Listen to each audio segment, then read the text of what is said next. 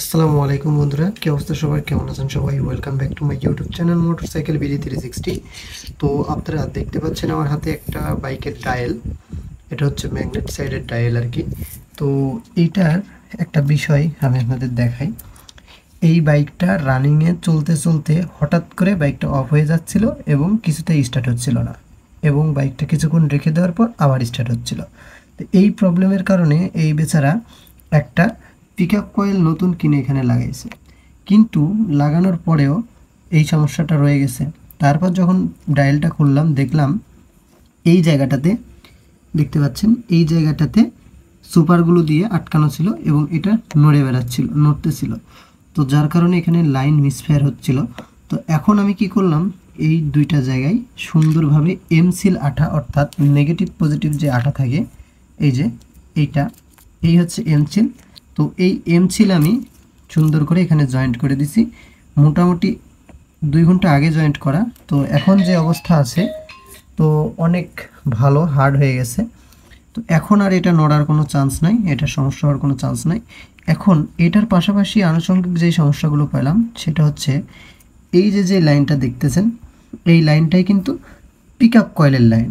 এই পিকআপ কয়েলের লাইন দেয়া, দেখেন এইটা ভাঙার কারণে এখানে ফল্ট কত রকম। এখানে ভাঙার কারণে এখানে যখন সুপারগুলো আঠা দিছে, তখন এই যে ম্যাগনেটের যেই মানে আপনার যেই পিকআপ কয়েলের যেই আর্থিংটা আছে, অর্থাৎ বডিটা আছে, এই বডিটা কিন্তু কখনোই লাইন পায়নি, কারণ এখান থেকে তো সংযোগ বিচ্ছিন্ন ছিল, কারণ এখানে আঠা দেওয়া ছিল।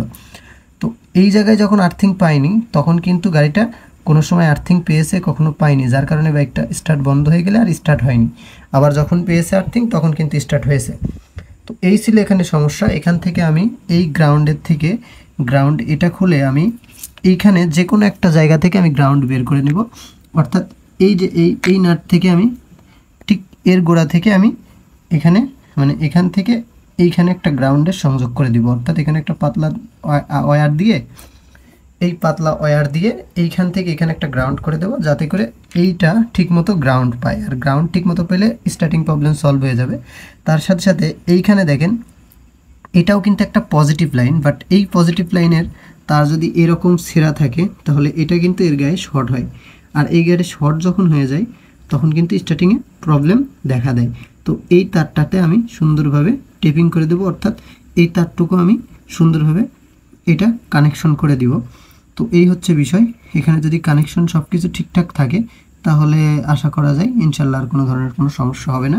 এই যে এখানে দেখতে পাচ্ছেন, ঠিক এইখানে দেখেন, এখানেও কিন্তু ওয়্যারের কাটা আছে। তো এই সব জায়গাগুলো ভালোভাবে চেক দিয়ে যদি আমি সব কিছু ঠিকঠাকভাবে লাগাই দিই, তাহলে ইনশাল্লাহ বাইকের স্টার্টিং প্রবলেম আর থাকবে না এবং গাড়ি রানিংয়ে কোনো বন্ধ হবে না। তো এই ধরনের সমস্যা যাদের আছে, তারা এই সমস্যাগুলো খুবই জটিল কোয়ালিটির হয়। এই জটিল কোয়ালিটির সমস্যাগুলো অবশ্যই আপনারা খুব চিন্তা ভাবনা করে দেখবেন এবং চেষ্টা করবেন একটু সময় নিয়ে জিনিসটাকে ঠিক করার, তাহলে ইনশাল্লাহ সব কিছু ঠিক হয়ে যাবে। বাট